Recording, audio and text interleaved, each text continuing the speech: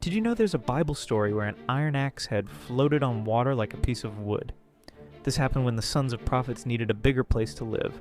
They went to the Jordan River to cut trees for their new home. One young prophet borrowed an expensive iron axe head because he was too poor to buy his own. As he swung the axe, the disaster struck.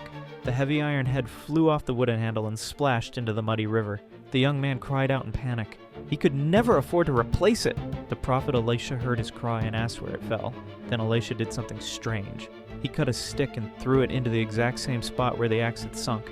Suddenly, the iron axe head rose from the deep water and floated on the surface like cork. The amazed prophet reached out and grabbed it from the river. This quiet miracle shows us that God cares about our everyday problems and financial struggles, no matter how small they seem.